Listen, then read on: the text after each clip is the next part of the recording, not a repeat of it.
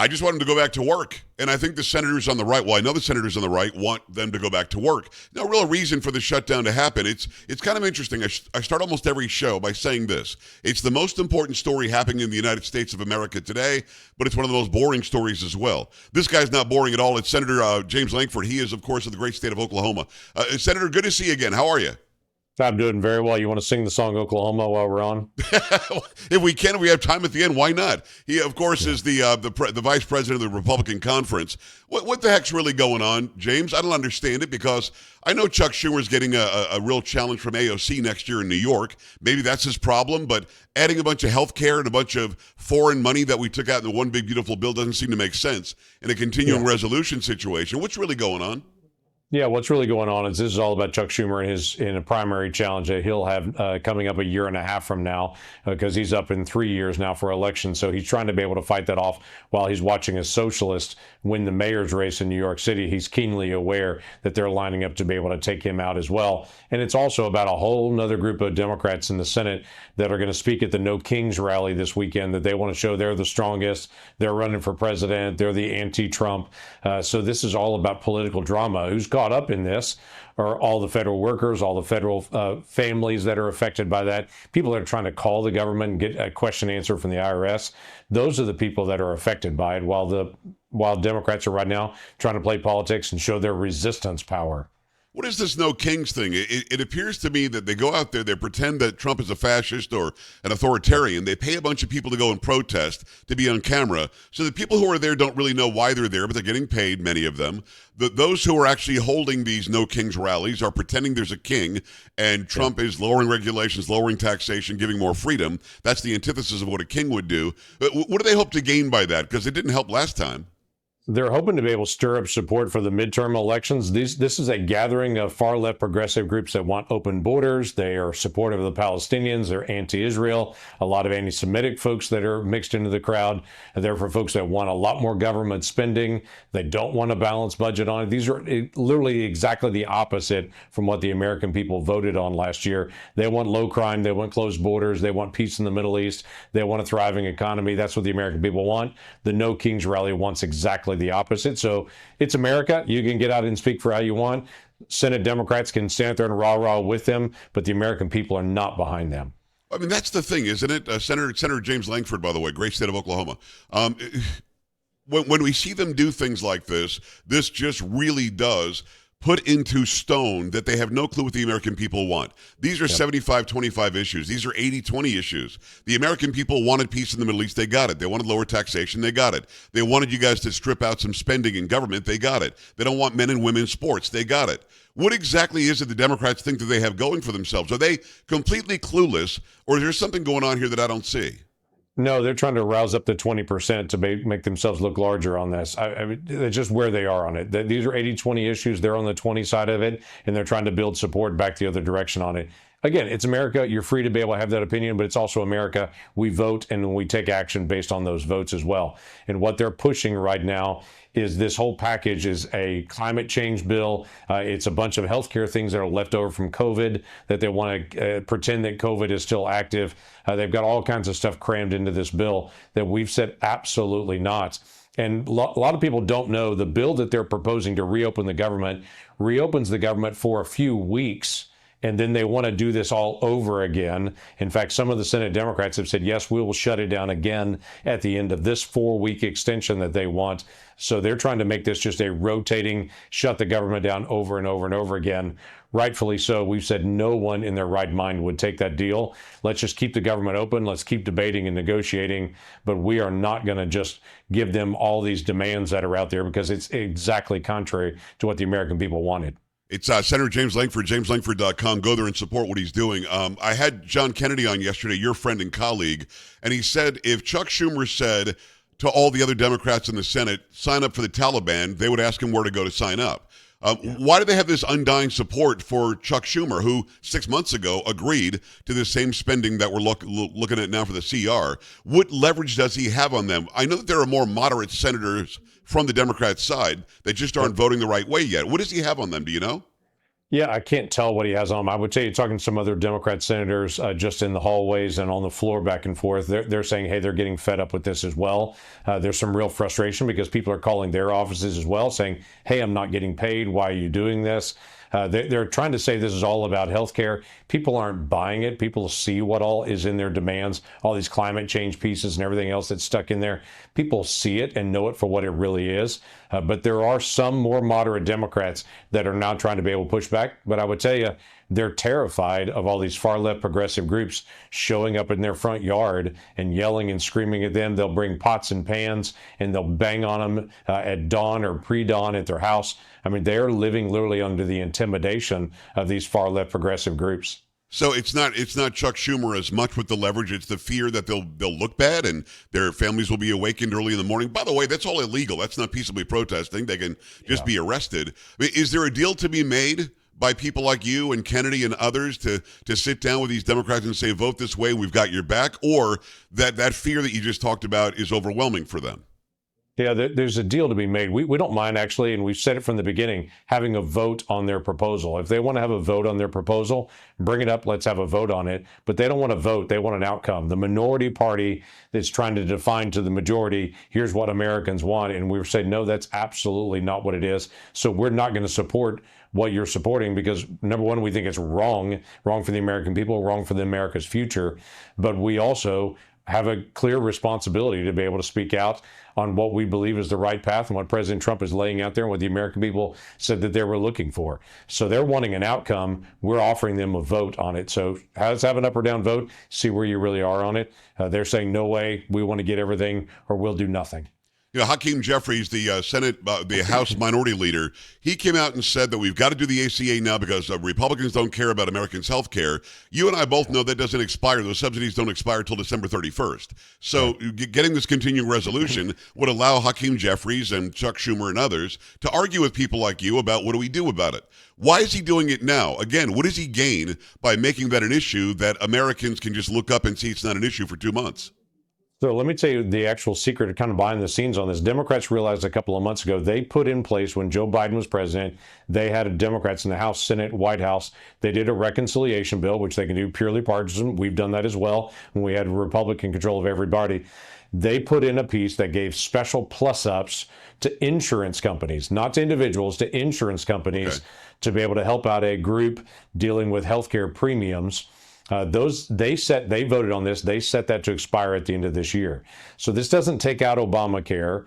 This takes out the additional plus-ups on it. What they're terrified of, November the 1st, those folks that got all those plus-ups during COVID, they go away. They're about to get a letter in the mail that says, here's your new premium on it, and it doesn't include all the COVID area plus-ups they put on it. So that's what they're panicked about. That's what's coming November the 1st. They're also going to try to hang this around Republicans next and say, look, Republicans want the cost of health care to go up. The Affordable Care Act is not affordable. Right. They've been covering it up with more subsidies year after year after year, trying to find some ways to add more and more billions of dollars in subsidies, the Affordable Care Act, because it's not affordable. And even people that are not on the marketplace, our insurance rates are going up for all the employers, for everything else on it, because they built a system that spirals cost up rather than down. It's Senator James Lankford. That's information that I didn't realize. So the Democrats actually put this in, and they put a sunset on it. Their sunset is about to happen, and they're blaming you for its sunsetting. Do I have it right? That's correct. That is exactly correct. And they're panicked about that now because they know rates are going to go up, and their game is up. The Affordable Care Act is not affordable unless you dump billions and billions of dollars more into it every year. Shouldn't that pandemic money have gone away anyway? I mean, Joe Biden announced the end of the pandemic like 4 years ago. It should have been, okay, we gave you the extra money. Now that it's over, let's take the extra money away. And we're still fighting about not taking it away? Yeah, the funniest part about this, literally in their bill that they put in 2021 for these extra additional premium things, they put in the words temporary, medical emergency, COVID related. Those were all in their original piece that they put in to be able to expire. And now they're trying to say, just kidding. we know COVID's gone, but we still need more and more money for the Affordable Care Act, or it's not going to be affordable anymore. We would be glad to be able to have a debate about health care. President Trump's been very clear. We're glad to talk about health care. If you want to fix the Affordable Care Act, we want to be able to do that as well, because it is driving up costs for everyone. If you want to have that debate, let's have it, but not during a government shutdown, not while we're not paying civilian workers and other folks all around the country. That's a terrible time to be able to have that debate. You know, John McCain is the reason why Obamacare still exists. I guess he was mad at President Trump. 2 o'clock in the morning, you give the thumbs down. What if that would have passed? I don't want to go and you know, harken back to the past too long. But what if that would have passed? What is the plan in place? Do you just get rid of Obamacare and the 1/6 of the economy that Obama took over goes back to the private sector? Is there a plan Republicans have ready to go? Should Obamacare go away? It's got to go away or get really reformed big time, because as you said, it's not affordable. What would happen if you did vote to get rid of it?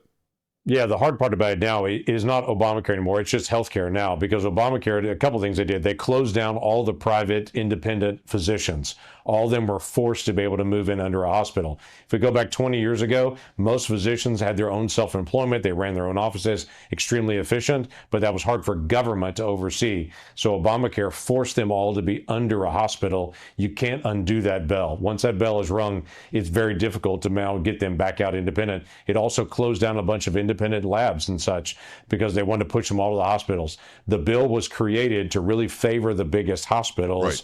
And to make sure everybody all went into that structure, because it was easier for government to oversee. So now it's not just as easy as just undoing Obamacare. Now you got to be able to create the free market system again that's desperately needed. That's health savings accounts, that's open competition, that's availability for states to be able to create their own regulatory scheme. All those things are possible, but it's not simple to just undo anymore. So what's likely to happen with these subsidies? I would like for them to go away unless you really, really need them. This is a pattern that you and I think, have talked about before. Young men who are healthy and able to go and work shouldn't be getting Medicaid either. So how do we get people off of these things that don't need them and only help out those who do? Yeah, there's three very big things on these subsidies. Number one, no Republican has ever voted for these subsidies that were created above and beyond Obamacare on it. Remember, this is not original Obamacare subsidies. These are additional subsidies on top of the Obamacare subsidies. So that's number one. They also have a tremendous amount of fraud. There's zero premium for 150% in down of poverty. So people are being signed up by insurance companies because they get a $1,000 check every time they sign somebody up. So they're signing people up that literally don't pay a premium and probably don't even know they have the insurance, because a very high percentage of that insurance has never even been used. Wow. So we think there's a lot of fraud there. They also gave the subsidies to people that were 600-700% of the poverty rating. You're talking people that make $150,000 a year are getting these additional on top of it subsidies.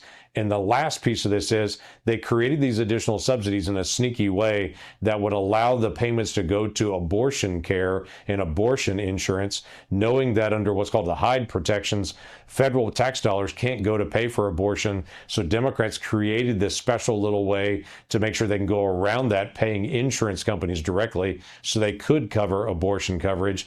Republicans are going to have none of that. Federal tax dollars should not be used for elective abortions, period. And so all those things that got to get negotiated, if we're going to even discuss anything, we're certainly not going to do that during a shutdown. I don't think the subsidies should be there at all. Right. But even if they were there, the Republicans that are even discussing that are all saying, hey, you got to have high protections. You can't have fraud. And you certainly don't need to have people 600-700% of poverty that are actually getting this, making $150,000 a year. You know, anything that was added for COVID should go away. I don't know if I mentioned this, but COVID's over. It is Senator James Lankford, great state of Oklahoma.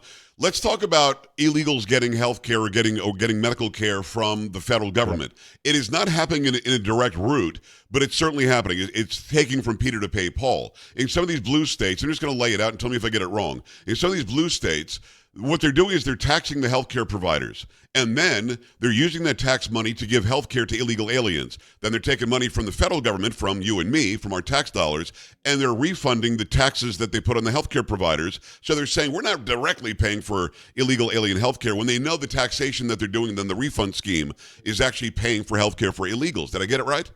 You got it spot on right, Joe. That's exactly the game. But people don't understand that, Senator. They really think that when Hakeem Jeffries and Chuck Schumer say not one illegal alien is getting health care from a dime of federal money, they believe them. Yep, they do believe them, and they'll come back and say, "Well, we didn't use traditional Medicaid dollars, so it's not Medicaid." I'll go, "Well, you used the whole scheme around it to get additional dollars from the federal government to then pay for that." They're trying to do the same thing in this shutdown time period. They're saying, "Well, we're not giving money to illegals; we're just giving it to non-citizens for additional health care requirements on it." So they're playing this game that Americans can see through. Part of this shutdown fight is literally because they want additional federal tax dollars to be able to pay for people to get health care that are not citizens of the United States. American citizens are saying we're $2 trillion in overspending this year. We do want to be able to take care of American citizens, but why are we paying for health care for Venezuelans that are in the country? I have no idea, and if you try to call them out on that, then they say, yeah, but they've got TPS, so they're not really illegal aliens. They're here in a temporary allowed status. Was TPS ever really legal? It appears to me that the Biden or the Auto Pen administration was allowing people to come in illegally, calling it a civil infraction when it's really criminal, and then allowing them to stay if they're from Haiti, they can stay. If they're from Venezuela, they can. If they're from Cuba, they can, but then they can't. And in 2 weeks, then maybe they should. Was this just some strange game that they were playing to try to divert our attention from seeing what was really going on? It was just one of many things. They were doing parole was the biggest thing the Biden administration was doing, saying if you cross over the border, we'll give you parole, which parole was never designed in law to be able to do. How the Biden administration, literally no president had ever used it the same way they did. Then they were doing the same thing, saying, well, there's turmoil in Venezuela, so every Venezuelan that's in the country, we're going to give them temporary protected status, which is basically overlooking how many people illegally came into the country. Yes. So they tried to create a legal way to be able to maintain folks that are here. All that President Trump has turned around and said, no, we're not honoring all that. We're not honoring the parole. We're not honoring the temporary protected status. These folks crossed the border illegally. They need to leave. How does this shutdown end? Is Chuck Schumer going to give in? Is it really all about the No Kings rally, and then afterwards, maybe next week, they'll sit down and say, okay, we should do a 4-week or 6-week CR and let's go argue about stuff? How does this end? Yeah, that's my hope on it. I don't think Chuck Schumer ever votes for it. He can't. He's so terrified of his far-left progressive group in New York. So I think Chuck Schumer votes against it. But I think there are 10 or 11 Democrat senators that come on board and say enough is enough. Let's get the government back open. Let's keep negotiating. If they want to have their vote on their bill that they want to be able to bring up, that is fine with us. We've said that all along. We're the United States Senate. That's what you do. You vote. You step up, you agree or disagree on something, settle it with a vote and move on. If they want to have a vote on it, we'll absolutely honor that vote. But they're going to continue to demand, no, all Republicans have to agree with us or we're going to keep the government shut down. We're just not going to do that. And the American people would be furious if we did, because they lost the election. We won the election. The American people want to see this get better. I don't think we have time for it, but Oklahoma, where the wind comes. Wind comes sweeping down the plain. Come on. Yeah. We just don't have time, or else we do the whole chorus. Senator, I love having you on. Thanks for the hard work. Hopefully you're right that this is going to end sooner than later. This whole game is not working on the American people. And if they want their political futures to be protected, these Democrats, I think, have to make a change. Thanks for coming on today. I appreciate you taking the time. You bet. Glad to do it, Joe. All right. We're back after this. Stay right here.